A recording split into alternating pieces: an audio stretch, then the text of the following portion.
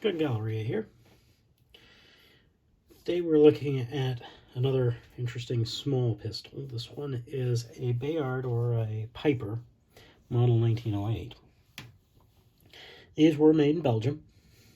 They were used typically, there were civilian models and then there were military models. And there's not really anything different between the two, except for how they're marked. This one is a military one, and how you know that is at the end of the barrel there is the Imperial eagle for the military, right at the end. You'll see that on the slide and the frame. Others do not have that. They have proof marks instead.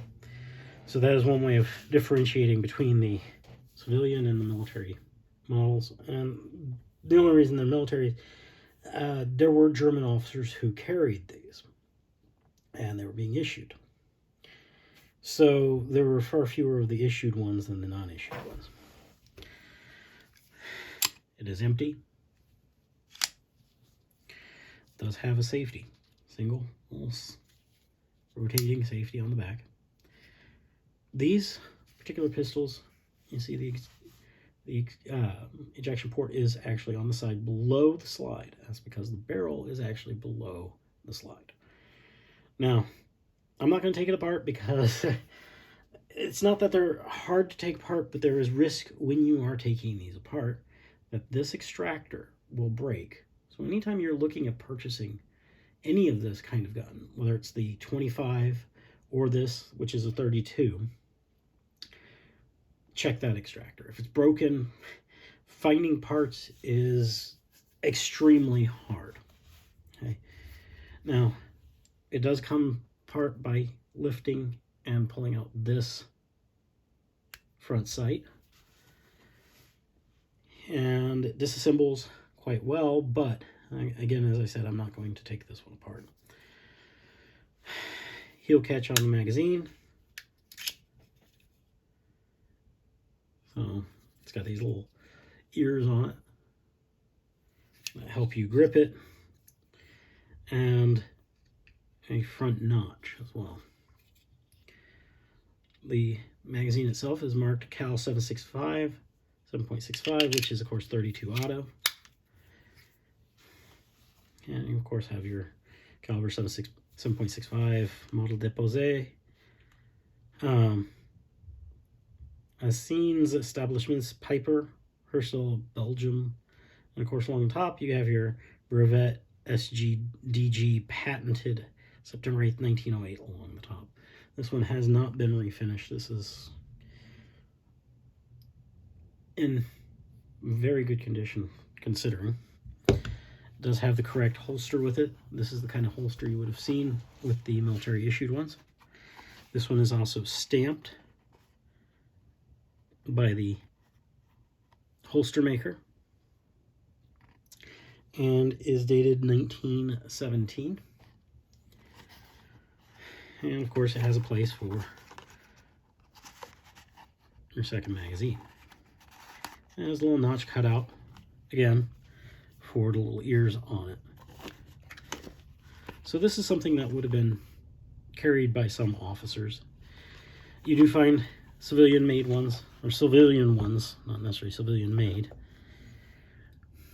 But it is a rather interesting small kind of pocket pistol from the early 1900s, World War I time frame. So yeah, that's why it was Imperial German marked and not obviously World War II German marked, because these were in use during World War I. Not going to get a lot of accuracy or range out of something like this, but then again, this was more, last ditch. Now, there is an interesting note to make about these, and that is they are related to a Smith & Wesson. Bear with me for just a sec.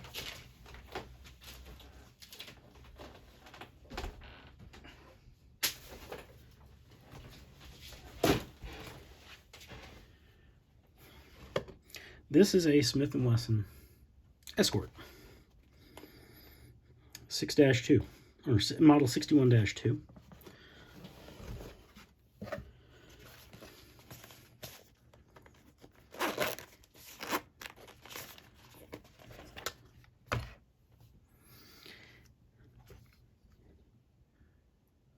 So there are obviously differences such as, oh, you know, size is a little different. This is chambered in 22. This is obviously 32. Safety's different spot, grips are different, blah, blah, blah.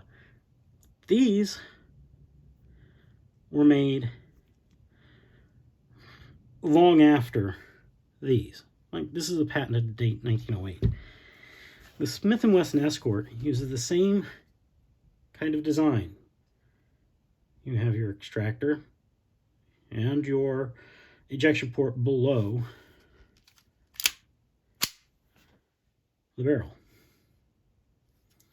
You still take it apart by pulling out the front sight. You still have the heel release. So there's always been a why. When Smith was looking about making a small concealable pistol, the Escort, why use a design from 70 plus years before? But it's what they did. And actually, this style, this design continues, or continued for quite some time. I believe it was the 422. So Smith kept using that barrel below the slide for quite a while. These had been out of production for an extremely long time before Smith started doing anything with them.